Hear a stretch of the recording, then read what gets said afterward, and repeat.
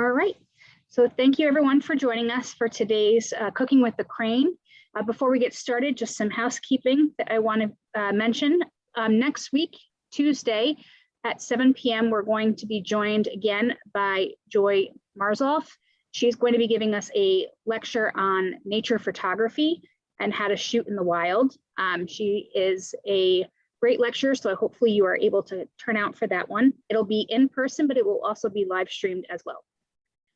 And then before we get started, I want to take a quick moment to thank the friends of the Thomas Crane Library who make programs like this possible.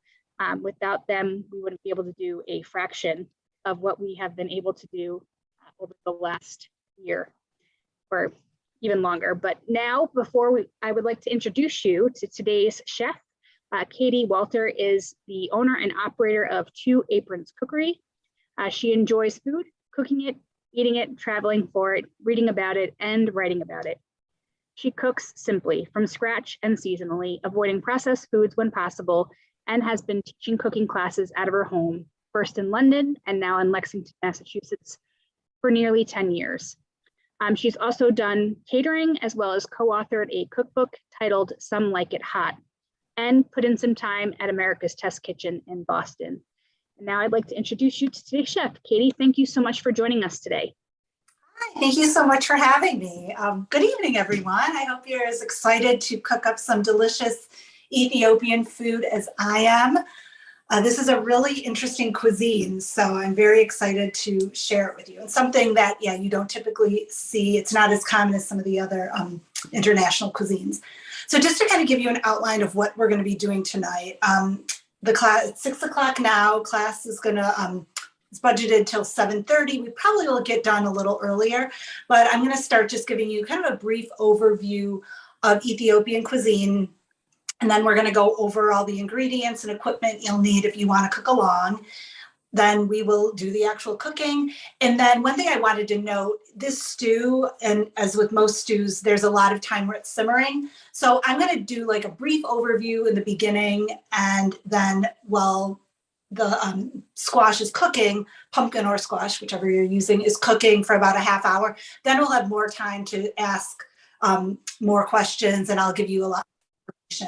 That said, if you do have specific questions about, as we're cooking, about how, should I be doing this or that, feel free to ask questions as we go along. But if you have some of those more just kind of general questions, if you could save those to doing time, that would be excellent. Ethiopian food, obviously Ethiopia is on the continent of Africa. It has, much in common with some other African cuisines. You see it if you go to an Ethiopian restaurant. The most typical things you'll see are these stews, like Dora Wat, Duba Wat, which we're doing. Dora Wat is another popular stew. It's with chicken. You'll see like lentils, peas, various greens, and like if you go to a restaurant, they'll usually have like a scoop of each of them that they'll put on this injera flatbread. And the injera flatbread, which I've made, I'll show you some later on in the show, is what is used to eat most of these stews. So if you go to an Ethiopian restaurant, it's pretty typical not to have silverware. You'll just use this bread to mop up everything. Also, most of it is done stovetop, and with a lot of these recipes, honestly, I think they're best the next day or the day after. I mean, you can obviously eat them right away, but I really like with some leftovers, I find them, the flavors meld and everything, they're even better the next day. And like I said, there's different vegetables. You'll see meats too, lamb, beef, chicken, a lot of onion, a lot of ginger. And then the spices, some are spicy, not everything is spicy, but this Berber spice that we're using in tonight's recipe, this is from Penzies. It's pretty spicy, like the main ingredient. It's like a chili spice with chilies is the main ingredient, and then there's different flavorings that are added. So like this one from Penzies has garlic, ginger, fenugreek, cardamom, cumin, black pepper, allspice, etc. So it is spicy, but I will talk about different substitutions if you don't want super spicy. So yeah, so this is that's a brief overview. And yeah, we're gonna make dubawat, which is a spicy pumpkin stew. And let's go over the ingredients and then we'll go over the equipment. So pumpkin stew. So you could use a pumpkin, like a sugar pumpkin, but the more common squash you can find is butternut. So if you find a pumpkin squash, use that. Otherwise, butternut squash is an excellent substitution. So you're going to want one of these. We probably will not use the whole one. This is pretty small. We need about 4 cups of it chopped. So we'll probably use a little more than half of this. So, and if whatever you don't use, just wrap up and put in your fridge. And then, if you use it in the next couple days, it'll be, it won't go bad. So you're going to want onions. So 2 small or medium onions, and just yellow onions is good. And then garlic, 2 cloves of garlic. And then, vegetable oil. We're going to cook it in a neutral oil, like vegetable oil. If all you have is olive oil, a mild olive oil would be fine, but this is better suited for a neutral oil if you have that. And then the fun part, all the spices. So like I said, Berber spice is the feature in this, but it is pretty spicy. So the recipe calls for like 2 to 4 teaspoons of this. If you like, even with the 2 teaspoons, and again, different Berber spices could have different heat. The Penzeys that I use is pretty hot. So I always go with the lowest. If you have a different brand, it could be different. But again, if you're not super spice, if you don't like things super spicy, I would start at the lower end, which is 2 teaspoons. And then we're also going to add in some ground ginger and ground cardamom, which is here. If you do not want spice at all, I had mentioned this, I think, in the materials that went out, you could substitute this garam masala. Again, it's different, but a lot of the spices in this spice blend, it's Indian, overlap with what's in Berber, and it doesn't have the heat. This has no, I think the first ingredient here is cayenne pepper. This has no cayenne pepper. So if you want the flavor, but without the heat, I would say use garam masala instead of the Berber, and then also add the ginger and the cardamom. Alternately, if you want the heat, but you don't have this Berber spice on hand, you could use cayenne pepper. I would probably not use the full 2 to 4 teaspoons, but maybe 1 teaspoon, 2 if you like it a little spicier. So I hope that could let you know this is, a pretty flexible dish, and, use whatever you have, and there are ways to substitute. And then, I think that's all the ingredients. We'll add some water, so I'm sure everyone has access to water, and that's it. So let's get going. Now, equipment. So equipment, you are going to want to have a medium or large saute pan or Dutch oven. I have this is cast iron. It's a little smaller than I normally use just because for fitting on this induction cooktop, just for the purposes of this class, it's easier. So this is a little smaller. Normally, here, I'll show you, I use this larger one. So, but either one will work. You're going to want a good knife for cutting. We're going to be cutting this butternut squash and the onions. Good knife, cutting board. You're going to want a peeler for peeling the squash, and then just measuring spoons. Also, if you have a microplane, you might want to get that out. I'm gonna use this for the garlic. You don't have to, but I'll show you how I like using this to mince garlic now. I think that is all of our equipment. So let's get cooking. So the first thing we're gonna do, we're gonna get our onions going.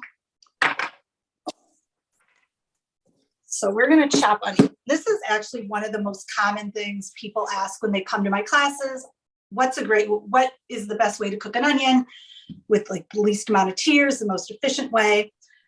This is actually the first question I asked when I was at America's Test Kitchen. I'm like, how am I supposed to be chopping an onion?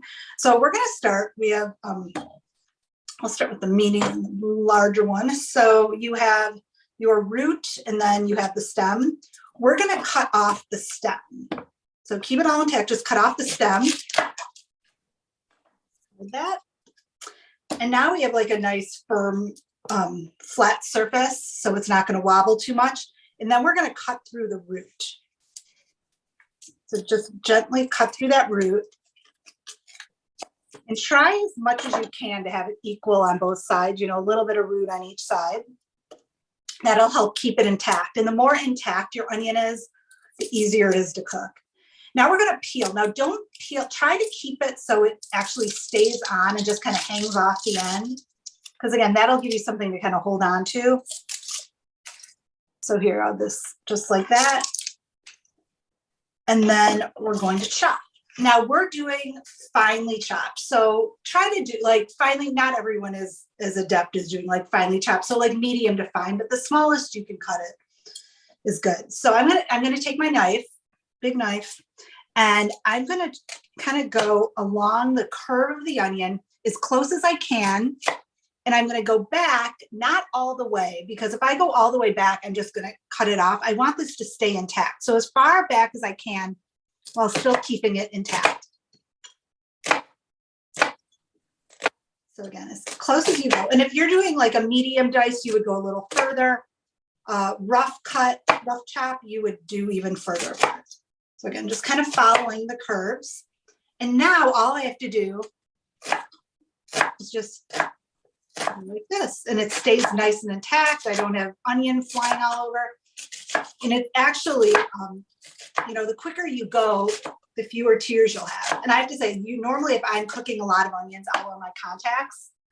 But since I'm just doing 2 onions and they're smaller, I figured I'd be good. But the other thing, if you are prone to, and just, I went over, sometimes those parts that are more toward the root don't get chopped, and you just kind of go over and just look if any of them didn't get as finely chopped, just clean it up and chop them fine right then. So now we're going to just repeat that with the other side. Yeah, so the other thing, so what I was going to say, if you're prone to crying, there's lots of old wives' tales about what works, but I feel, first of all, contacts. If you wear contacts, wear your contacts. The other thing is just swim goggles. Like swim goggles, I know it looks a little ridiculous, but they work really well. So I know they sell like onion goggles, but yeah, I'd rather just use something I happen to have in the house.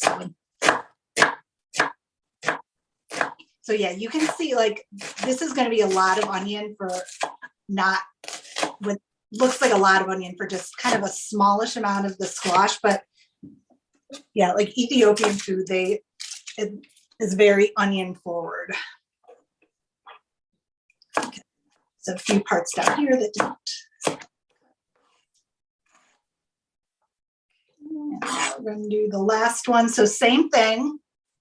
We're going to cut through the stem, get a nice flat surface, and then gently middle of the root. Yeah, and this does get easier, like as you try, like if you're kind of unsure, it doesn't feel like your normal way, stick with it a little bit because it will get easier. And it's, yeah, I feel like it's pretty efficient. You get really good cuts. Now, Katie, do you have a preferred brand of knives that you use? So I use, I've had these Wüsthoffs for about like 25 years. I think the Wüsthoffs are great. The other one I like is I have another set of Henkels too. Those are really good. One thing I would recommend, like I actually got my Henkels on Craigslist for like a song for really inexpensive and just had them sharpened. So that's a great way to get good knives reasonably. The other thing is too, like I would just buy, like having a really big knife like this is very useful. I would just buy individual knives rather than a knife set, because I feel like in knife sets, there's always a couple that you barely use. So I would just pick a few, like you want, you know, a small paring knife is good. You definitely need a serrated, a large one like this. Actually, I have a couple. I prefer using the larger, so I have a couple large ones, especially because I do cooking classes in my home too, so I need extras for people to cook. No, those are 2 really good brands. I haven't, like that's really what I use. So I'm sure there's other good brands out there too, but those are two like, pretty well-known, readily available brands. And you do have to get them, your onions. You have to chop your onions. You have to get your knives sharpened too periodically, but not too often, because every time you sharpen them, it takes a little off. So I'll actually, as this is cooking, I'll show you how I sharpen my knife daily. Okay, so I have my cooktop here. This is actually a portable induction cooktop, just so I'm not going back and forth to my regular stovetop.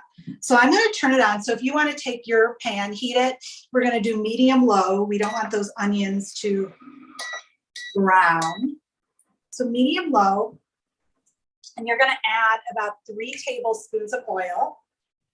I'm just going to kind of eyeball.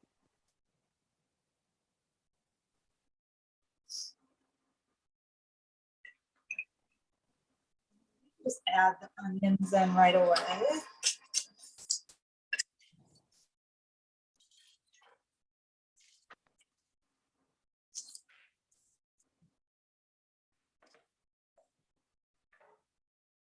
Medium low. And we're going to cook these for about 10 minutes. And I find with Ethiopian food, it takes a while to get the flavors to meld. So longer never hurts. So if you're, you know, if it sits for longer than 10, that's not a bad thing. But 10 will be fine. Let me grab my spoon.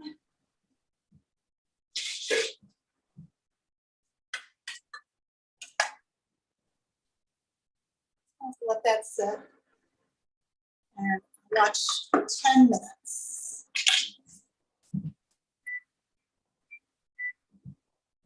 Okay.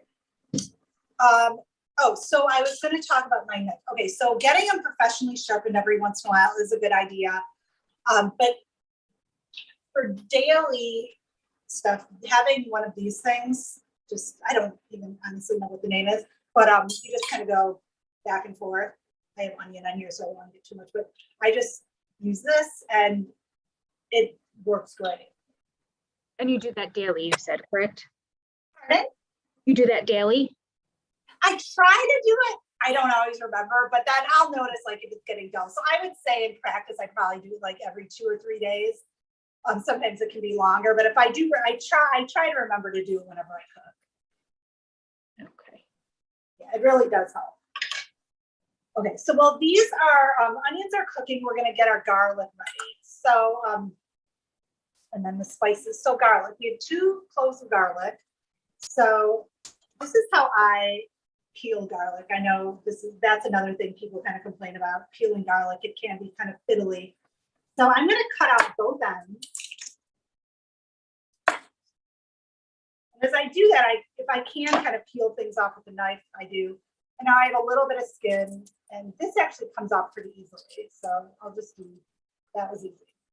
They're not always that easy. So let's see how the other one is. If it's not easy, I just give it a little smash, and that helps. That actually came off, but I would just go like smash, and that usually loosens it up, and it comes off easy that way. So for this recipe, we want the garlic cloves, kind of like the onions, finely chopped. Oh, and just give it a stir every once in a while. Again, you don't have to constantly be stirring, but every once in a while. If your onions are browning, you can turn down the heat a little bit. If it seems like nothing's happening, turn it up. But mine are just gently, they're making a little noise. I can see some steam rising up. No browning, so that's good. Okay, back to the garlic. So yeah, it's going to be finely chopped. So we could either just use our knife, finely chop it that way.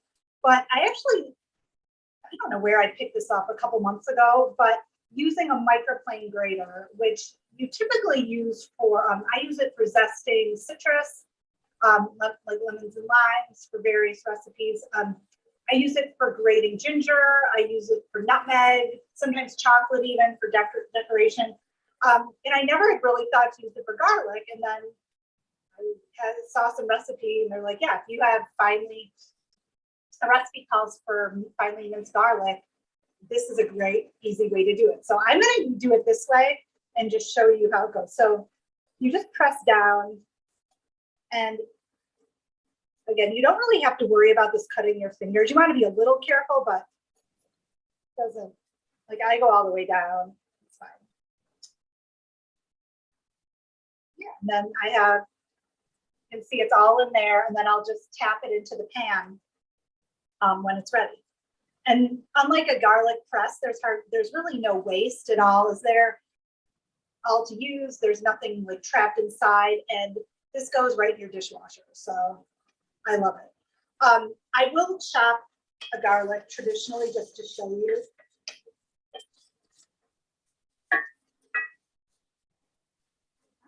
Turn mine down a tad. Okay, so if I was going to finely chop it with a knife, I just am doing like really thin slices. And as I get kind of to the end, I just flip it over, because anytime you have a flat surface, it's easier to cook. We'll talk about that when we chop the butternut squash. Doing little thin cuts. And then I will kind of put them together and go, okay. Go the opposite way.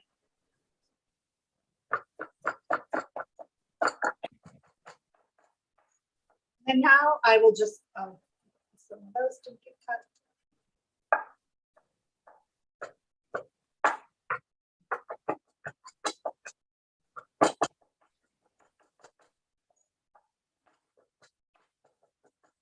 And now I just, kind of go back and forth the knife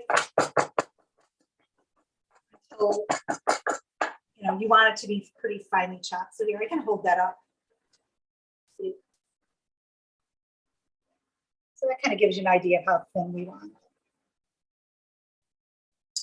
So let's get that ready to go. I'm going to get a dish, because we're going to add the garlic along with all the spices. I'm going to get a little ramekin dish out so we can get everything in there.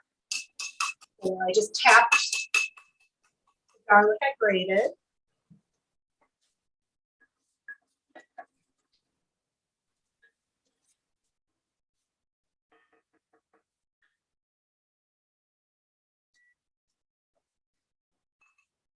Chopped garlic in there.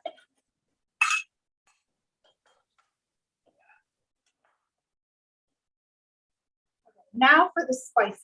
So, like I told you in the intro, we have some options. So I'm going to go, if you're using Berber, it smells really good, but it's got heat. It's deceptive. The first time I used it, I was like, whoa. So I'm going to use, it calls for 2 to 4 teaspoons, 2 being if you like it. It's going to be spicy regardless. So if you don't like spice at all, then skip this. But 2 teaspoons of the Penzeys gives it a good amount of heat. So I'm going to do 2, but if you want more, you can go up to 4. 1,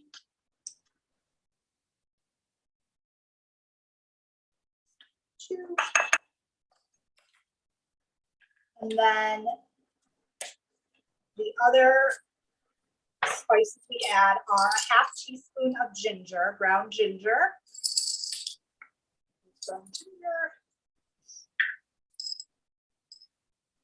½ teaspoon of ground ginger.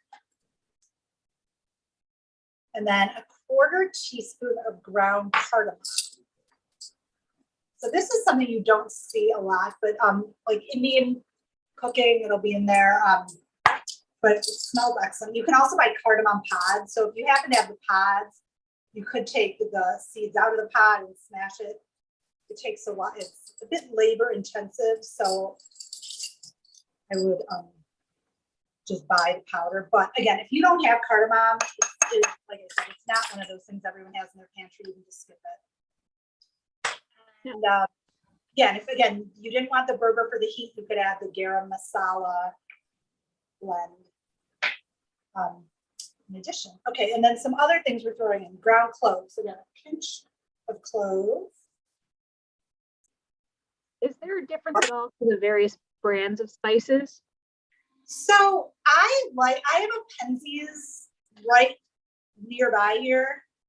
So I favor Penzies because I just think they are good quality. But there are so many different, I mean, sorry. Oh, Katie, I think there we go. Oh, sorry, I had a call coming through.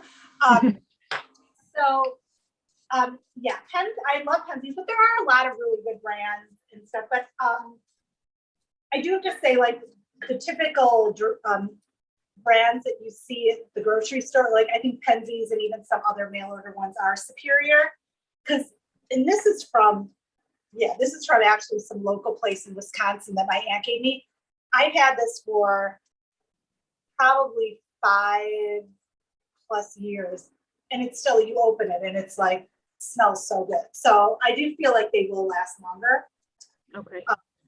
And the other thing is I do shop at Penzies too, because they sell them in bags. And so I'll buy a bag and then refill. I have all these jars that I keep in my spice drawer, and I'll just refill. I go through a fair amount of cinnamon, so I'll just buy a bag and refill it. So yeah, there definitely are quality differences in spices, to answer the question. Okay, so we are getting on, it's almost 10 minutes. So why don't we add our garlic and our spices? And you can keep the heat at the same amount. And again, if it's browning, you can turn it down a bit. So get this all stirred in. And I'm sure you can, oh my God, it smells so good.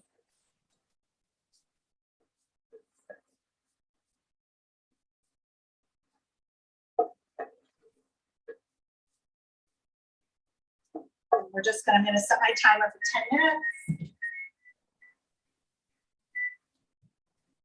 So let this go.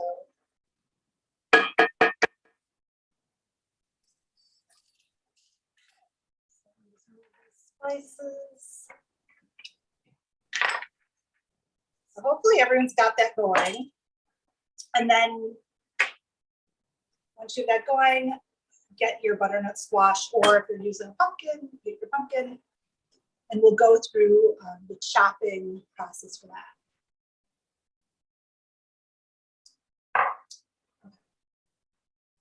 Is there a foolproof way to cutting squash where I'm not going to get blisters? So that's what I'm going to show you, hopefully. Hopefully no blisters. Okay, so as I mentioned with the onion and the garlic, one of the keys to cutting well without cutting yourself and making nice cuts of the food is to have things flat. Now you'll notice this is not flat, this rolls around. So our first cut will be to get a flat surface so we don't hurt ourselves. So we are going to also peel this. Sometimes you do see people peel it first. I don't like peeling it first because once you peel it, it gets really wet and slimy, and I feel like it's easier to cut yourself. So we're going to do the cut first and then have a solid surface, and then we'll peel it after that. Okay, so first thing, you can just go like a vertical, but it's usually easier for people to do this instead of going lengthwise, to do widthwise. So I usually just start in the middle like that. You just kind of rock it because again, it's pretty firm. You can also do that.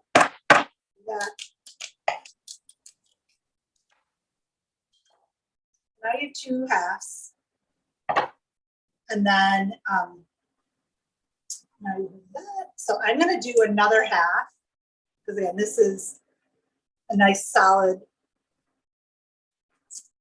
And again, this is a smaller squash. If you have the bigger squashes, I mean, some people can't, like I do sometimes just go through, but if you're a little nervous about that, this cut in half and then go lengthwise is easier. So we have this.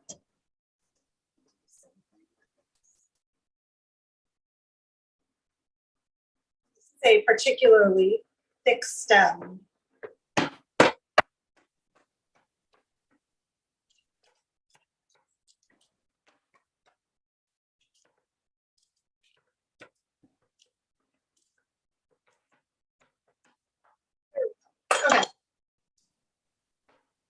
we're going to peel.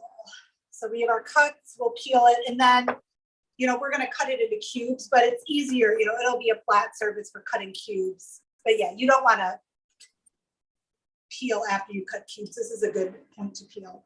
So again, just a vegetable peeler. Get that peel off. Now, sometimes when you're cooking with, don't forget, every once in a while, give this a little stir. And if it's drying up a little too much, add a little water, which mine looks like it is. So I'm going to throw in a little bit of water.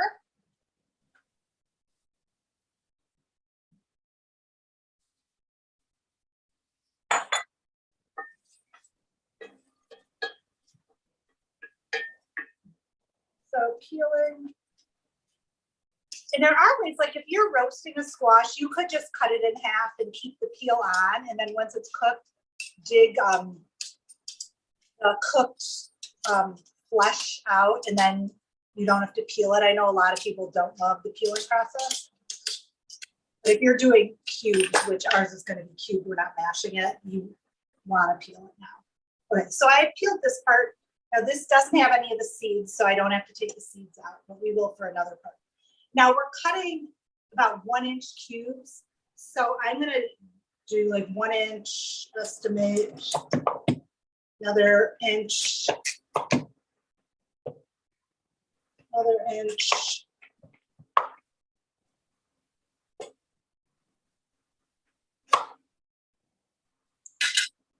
And then again, kind of eyeball. Inch. And then you always are stuck with this half moon, so I kind of just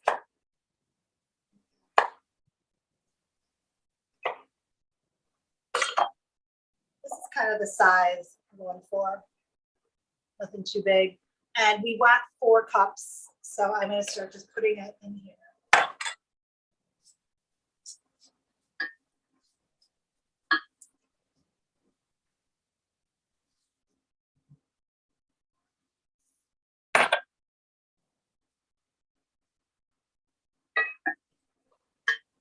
So let's just, now it's just cutting the squash. Now here, I'll show the other side. For seeding, if you have this one side will have the seeds and you want to get those out.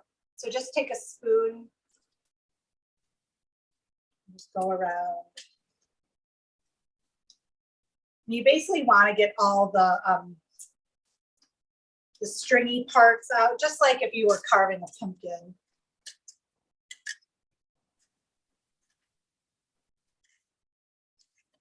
Get all that out. It's ready to cut.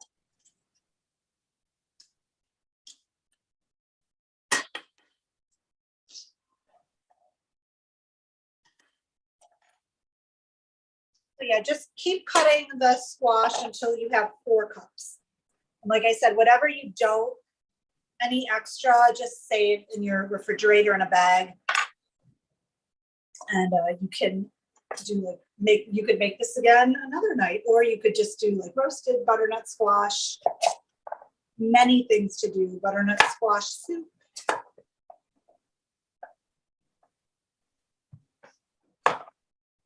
And I tend to, for the cuts, to go little, you know, if it's, you have a larger piece that's kind of a little bit bigger than 1 inch, but if you cut it, it'll be smaller than 1 inch. Opt for smaller just because then it'll cook faster.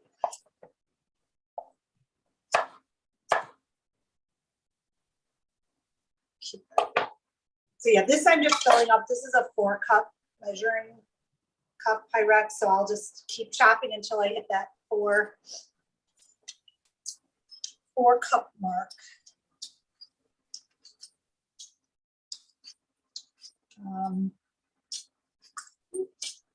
Yeah, this recipe kind of works out. By the time we're done with the squash, it should be about 10 minutes and we can add it in. If we're still, you know, if you're still cutting and it's been 10 minutes, don't worry about it. Like I said, the onions and the garlic, if they just sit by themselves a couple extra minutes, it's not a problem. It's a pretty forgiving recipe. But pretty much most stews are like that.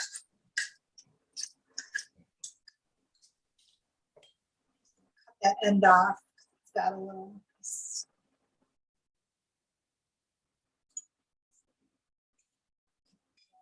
more 1-inch cuts.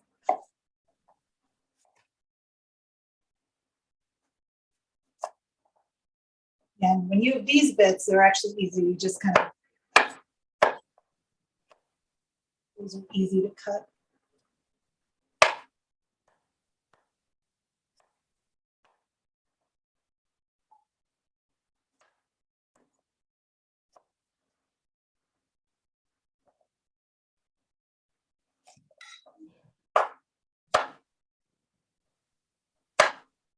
Yeah, so like this dish, you can just have, if you're doing an Ethiopian meal, you'd probably make a variety, but if you're just making this on its own, you know, it can be a side dish to any, you know, vegetable side dish, like for any meal. Let me just do a little bit more. I'm almost there, but a little bit more. Yeah, like if you're doing any sort of chicken, like really, you know, especially now it's getting nicer, you might start grilling. You could just make some grilled chicken and serve this alongside.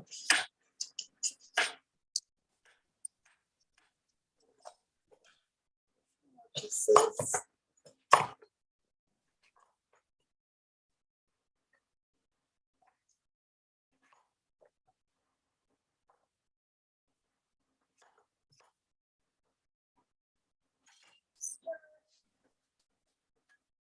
Forget to stir your onions. I have 4 cups now, so I am good.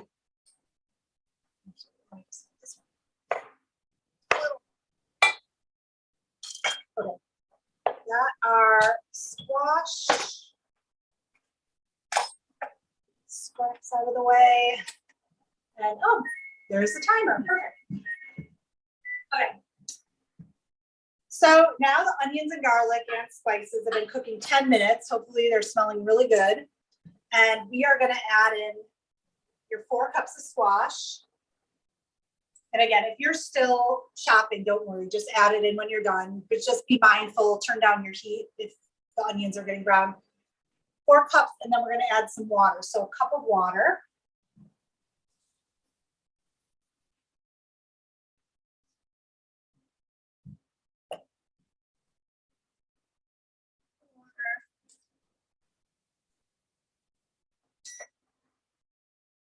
And then you're just going to keep it at that medium-low heat. Give it a good stir. We're just going to let this sit until the squash cooks, which should take about like anywhere from like 25 to 35 minutes, depending. Now, one thing to keep in mind, it's, you know, if it's starting to simmer, but it will start simmering and bubbling. That's good. That's what you want. If it's, you want it to be at the very end product, it's a stew. Now, it's not like a stew where you have a ton of liquid, but it's a stew. It's like a saucy liquid. So, and again, I'll be showing you, like I have a good amount of liquid here. You probably do too. If you put in your 1 cup, it will cook down, but we don't want it to be dry. You don't want it just to be squash with some onions flecked in it. You want it to have a liquid that you can see. So you might have to add a little liquid as it cooks. That's probably, you know, you might have your temperature a little too high. Or if it's 30, you know, half hour and your squash is fully cooked, but it still looks kind of soupy, then we'll just turn up the heat a little bit and cook off some of that liquid. But for now, you just want it sitting here and it will start simmering. And we're gonna put a lid on, partially cover it. Just gonna do that, and that's it. Now, could you substitute like a broth for the water, or? Yeah, I mean, you could. It would give it a little more flavor. So yeah, you could. Okay. Yeah, you probably don't want to do. If you do, make sure it's not too salty because it will cook down, and you know you want to make sure it doesn't end up too salty. Speaking of which, hang on. Do we have the salt now? Yeah, we add the salt now. So add a teaspoon of salt. Glad you said that. And if you forget, you could always salt it at the end. But so a teaspoon of salt. And I like using kosher salt for my cooking. feel like I have more control. It's not those fine granules that, like a little pinch of those fine granules can make things really salty. So it's bigger crystals. Salty. And yeah, every once in a while you'll stir it just to make sure, mine are kind of in a single layer, but there's some that are a little higher than others. Like you want to move them around so everything gets equal cooking time. So are there any questions about the recipe right now? This is our kind of half hour where this is stirring. So I have some things I could talk to you about, but I could start if people have any specific questions. I'm happy to answer those right now. Feel free to unmute as well. Because I think almost everyone's on mute, or you can put them in the chat. Yeah. So if no one has, I'm going to start talking, but if anyone has any questions, just go ahead and ask. So what you would typically serve this with, or, especially if you're at an Ethiopian restaurant, it's called Injera Bread. And it is I'll show you the picture from the book. So actually this cookbook I got this Christmas kind of inspired me for this class. It's called Ethiopia, and it won the James Beard Award in 2020 for Best International Cookbook. And it has just beautiful photography, Ethiopia, and it has recipes like you can make your own Berber spice. Typically, Ethiopians who make the Berber spice, it can be like a 4-day process. So according to this book, if you make it the traditional way, it's something you only do a couple times a year. Because I think they take the peppers, they dry the peppers, they pound the peppers to turn it into a powder and then mix all the other seasonings in. So it's an ordeal. But in this book, there is like an easier version, or you can buy it in certain places. So this is what the bread looks like. So they kind of swirl it around, and it's pretty big. It's made with this flour called teff. And you can get this, they sometimes do sell it at the grocery store. Like I bought another bag of this at Market Basket, which is by me, although it was the dark version. And I have to say, I did not like it. It was not what I was used to. It's not what they use at the restaurants. It was more like a buckwheat, dark. So this is ivory tough. And I would recommend, if you want to make Injera bread, get this. And I actually had to I bought this on Amazon. But I'm sure there are like specialty stores around here where you could get ivory tough. So Injera bread is, as I said, it's kind of like a pita, but different. It's very spongy, and some I made. And it's known because it has these holes. Like you'll see it has these holes. And it's nice and spongy and soft. So you use it, you just break off some and mop up the sauce and eat with it. So the traditional way to make injera, it's a multi-day process because it's fermented to get those bubbles. So I think hang on, I'm just going to consult my book. Traditional injera is like a week-long process because you have to start almost like if you do sourdough, making a starter for it.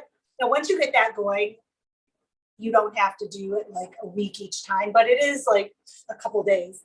There is also, they have a 24-hour injera where you just let it sit overnight, and the next day you make the bread. And again, that is something you have to plan 24 hours in advance. But I also found my Cooks Illustrated or America's Test Kitchen Best International Cookbook had kind of a cheat recipe for injera, and you use a little bit of this flour, the tough flour, which just FYI, it is gluten-free. So if you're gluten-free, injera made the traditional way is good for those who are gluten-free. But the Cooks Illustrated one, you take this and you also take regular white all-purpose flour, and you add in some lemon juice that gives it kind of that fermented flavor, the acidity, and you use baking powder and baking soda to kind of leaven it. And that's like an instant, you just, kind of like a crepe, you mix it up and then pour it in the pan, and you don't have to wait overnight. And I have to say, after testing the recipe, the 24-hour recipe from the Ethiopian cookbook compared to the Cook's Illustrated recipe, I like the Cook's Illustrated one better. So now it's not authentic because it doesn't have all 100% tough flour, but for the home cook, I think it's a great option because yeah, you make just like crepes, you make a batter and it's ready to go. I cook it in a nonstick pan. Here, I'll show you. This pan, and you just pour it out like you would a crepe. The only difference, you do it in a circle and then end up in the middle. That's how you're supposed to do it, but honestly, like any way you could get it, but that is an easy way. And then you just set it on low heat with a lid. So I'll just put this lid on it, and you just let it sit for 8 minutes. You don't flip it or anything. So it's actually pretty easy. You don't, like crepes, you know, you have to flip. It's not that bad. And if you make them, you know, cover them with a towel like I did, and just let them sit, and they'll last for a couple days. So you could actually, like overnight, I'd put them in a plastic bag probably. But yeah, you can have them the next day. They stay really soft. Unlike if anyone's tried the homemade pita, usually by the next day it can be hard as a rock because it doesn't have the preservatives, but the injera stays really nice and soft. Yeah. Katie, Yeah. I think something had a question. Ramona wanted to know, why do you only half cover the pan? Why what? Why do you only half cover the pan? Because you want the liquid to escape, because you don't want it to be this soupy. So you want some of the liquid to cook off, but you also don't want it all to cook off. So it's kind of like, that's what you do. You know, if it was covered, all the liquid would stay in there. If it was off, everything would go off. So it's kind of, you want a little hybrid there. Keep the liquid in, but not too much. That is why. So yeah, so hopefully, like mine has started bubbling now. Looking good. I'm sure it smells delicious. Yes, yes. So yeah, I'll mention I am actually doing this class in person. I teach cooking classes out of my home in Lexington, and I'm featuring this in May. So I'll be doing this recipe. I'll be doing the Dorawa, which is chicken stew. So it's kind of like this, but it's not spicy. And you might have seen it. It's pretty standard in Ethiopian restaurants. You serve it with a hard-boiled egg. I'll be doing the injera recipe. I'll be doing collard greens with like ginger and onion. And then, oh, the other one is yellow peas that you kind of cook real slow, long and slow, and then mash up. Lots of good seasoning. So, so yeah, so it is nice when you do Ethiopian to do a couple different kinds. And like I said, it lasts the next day. So make a bunch, you know, three or four different things, and then you'll have leftovers. And it's really good the next day. And yeah, and if you can't find injera, like naan bread would be a good thing to pick it up with, or pita bread. And I just put in the chat the dates for the classes as well. Right. What else? I'm trying to think. What would you like? So what were some other things that you would serve with this? You had mentioned a couple of the bread. So, what else could you possibly make with this? So you could do like, so these are, hang on, let me just open this. So I would just do a variety of stews. So this is actually the stew. That's where I got the recipe. Okay. So that, other ones, that doesn't have a picture. Like I mentioned, these yellow split peas in a mild ginger and onion sauce. I would serve it with that. Oh, here is, that's nice. So that's the chicken stew, Dorawa, isn't it? And this is probably the most common Egyptian dish. So I'd serve it with that. And then, yeah, so I would do the chicken the pumpkin, the yellow split peas, and the collard greens. I would do those 4 dishes together. And if you have, you could just have everything in their serving container, and everyone could take what they want on their plate, and then give each person a piece of bread. Or what is typical, like in the restaurants, let me give a picture here, is where they just serve, like they'll put out a piece of the bread and then ladle a little of each on it. I have a picture that I took when I was at an Ethiopian restaurant recently, but I can't grab it on my phone right now. Yeah, I don't see any pictures, but yeah, you could. It looks really pretty. You just kind of ladle like a little of each one of those 4, and then people can just use the bread that it's on to eat it, or you can also serve it with extra bread. That's how I've traditionally eaten in a restaurant, where it's all on the bread laid out with additional rolls. Exactly. So you can do that. I'm just looking to see if there's a picture. Actually, on my website for my Ethiopian class, I have a picture of what that looks like. And I'm not seeing, this is pretty authentic Ethiopian, I have to say. And yeah, they do not have in here, but yeah, there's really interesting dishes. Like they even have a type of lasagna, like, oh, here, this is kind of a picture of the greens. So it just looks like, so it's kind of like if you would make collard greens or garlicky greens, like Southern style, but then it's just with some different seasonings. Here, this kind of gives you an idea of what it looks like. So that would be how you'd serve it.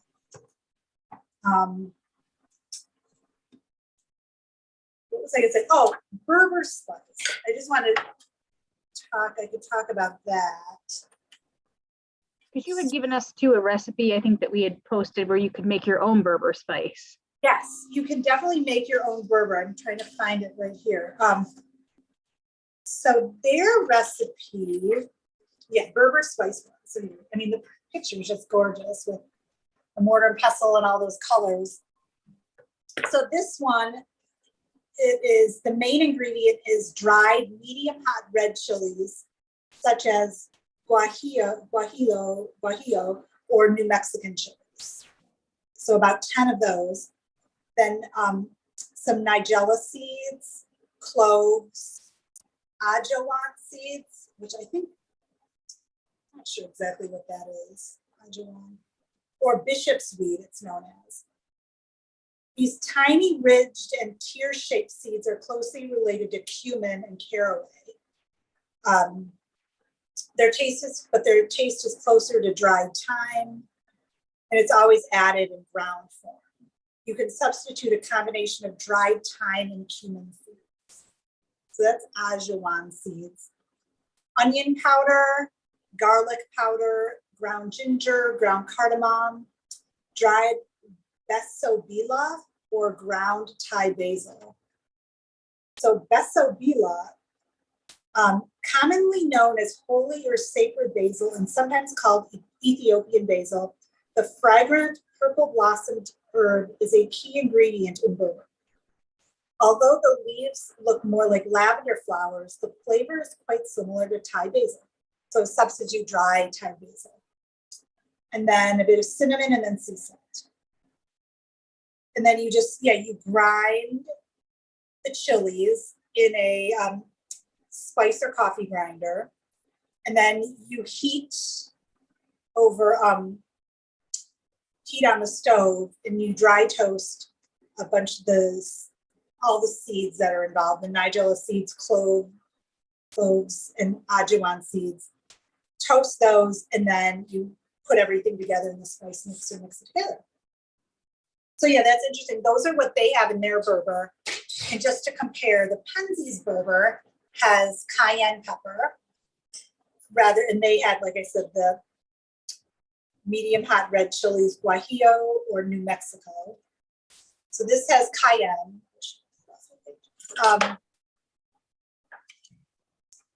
And then this has garlic, ginger, which are both that's in this recipe as well.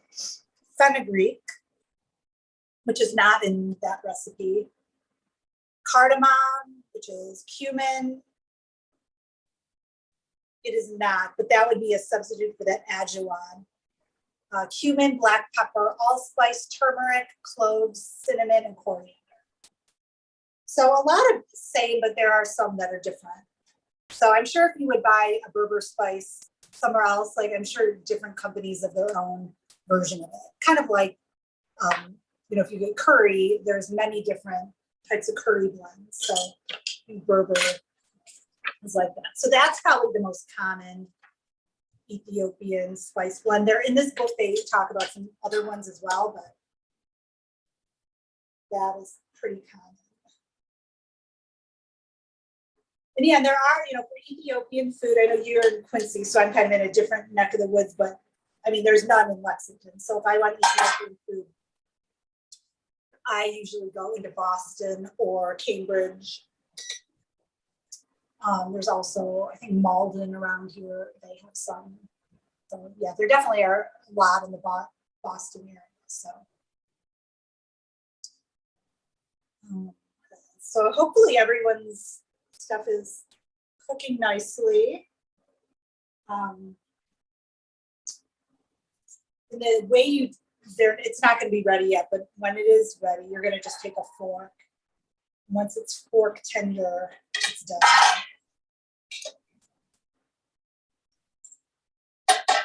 Yeah. So just a quick question. So you're cooking in a cast iron pan. What would be the difference between a cast iron pan and just like a stainless steel in terms of heat retention or the time on the cooking? Does it make a difference? Not much, because you're cooking it for a long time. I mean, cast iron has great heat retention, so it stays really hot.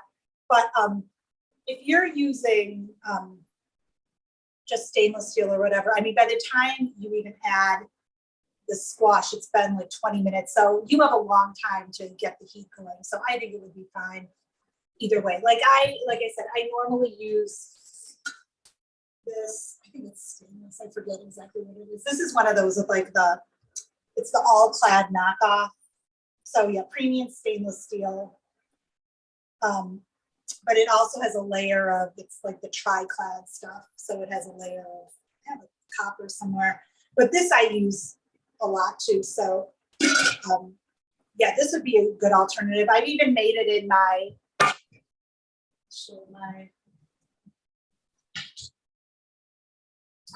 Lake Reset Dutch oven. So if you have enameled cast iron, you could use that too. So okay. And no matter what you have, I'm sure it will turn out fine.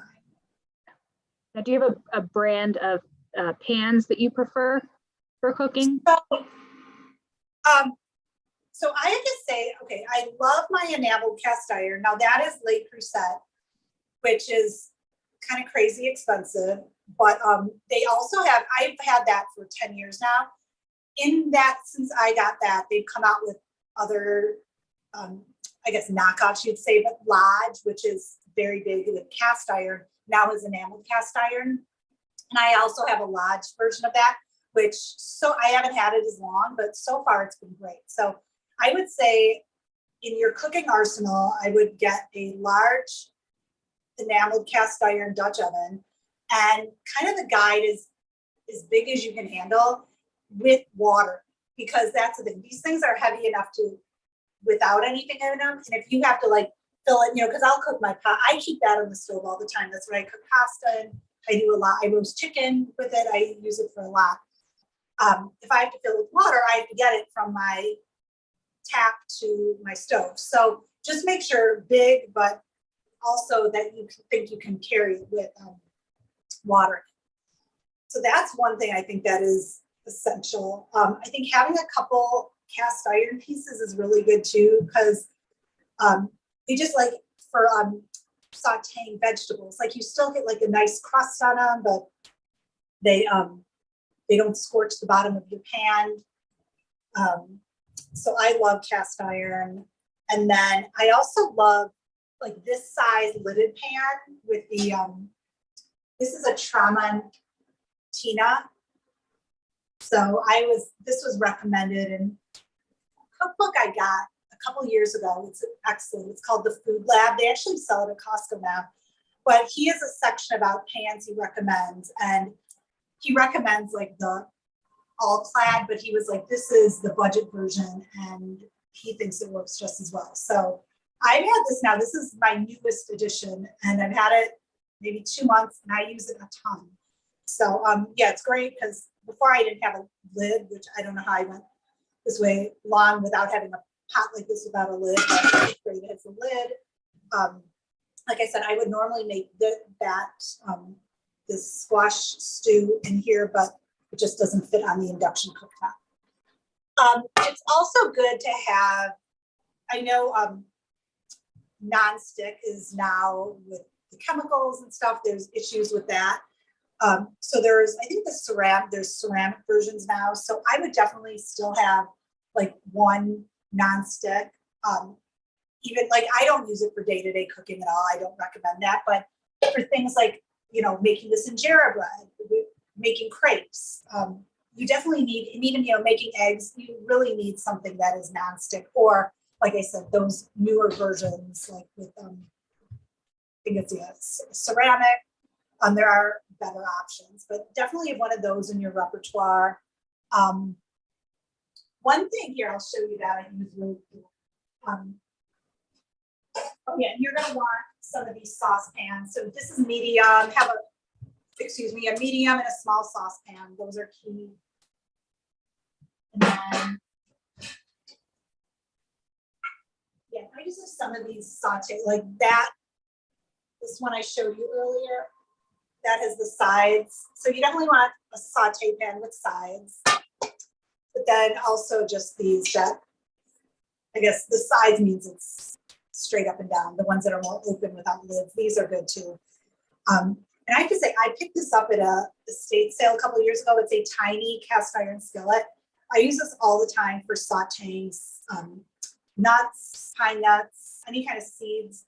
Because if you're using nuts and things, they're so much better if you toast them. So, and this is just the perfect size. You don't even add oil to it. So this small thing, I love it. And yeah, that's kind of, so there isn't, so for cast iron, I think Lodge is great. I know there's some more expensive brands out there. I think like Wagner, and I forget, there's even some, you can get them at estate sales like I did this, and there's some really nice older brands that are really good quality. So if you can score that, you might have to season it. You probably should re-season it, but you can find all that stuff online, how to do it, and it's not that hard. But yeah, I think having some cast iron, like I said, Lodge is a great brand for cast iron.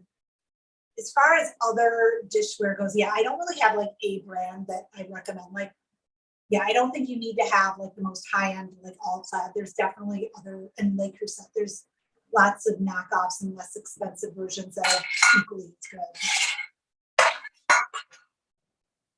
So I'm gonna just check this.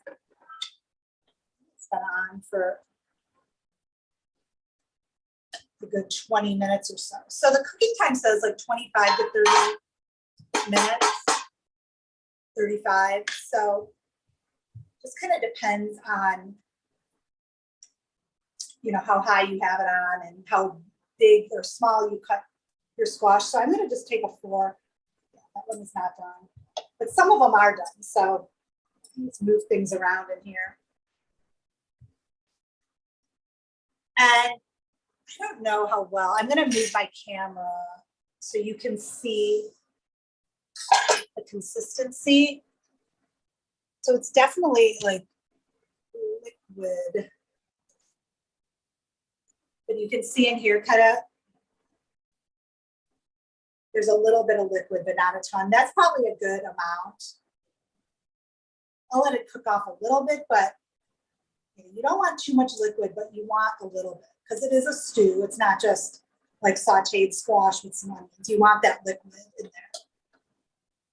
We just had someone ask if this is a recipe they could make in the Instapot. I have to say, I am not an Instapot user, so I don't know the answer. If you want to know, I would just Google like Duba Instapot, and there very well could be a recipe for how to do it. But yeah, that's a good question, because yeah, those are they've become quite popular.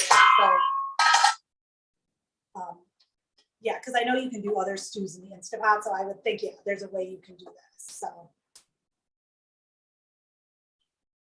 yes.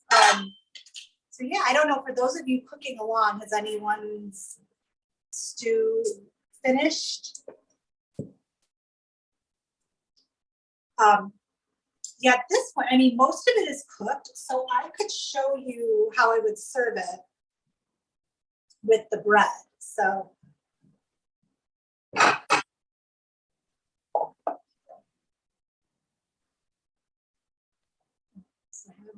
this Injera bread. Oh, and this serves about 4 people as a side. So it's part of like a larger, buffet of Ethiopian food, or just as a side dish, like I said, to like grilled chicken or whatever you want to put it in. So take that, more of that liquid.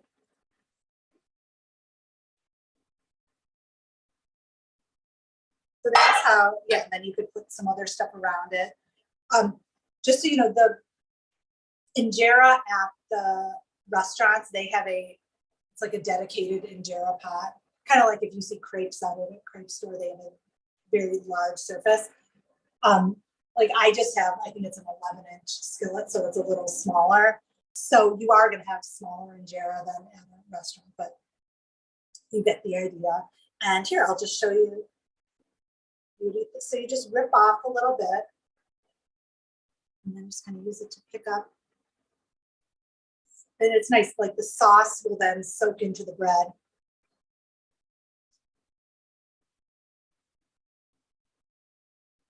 And that is how you would serve it.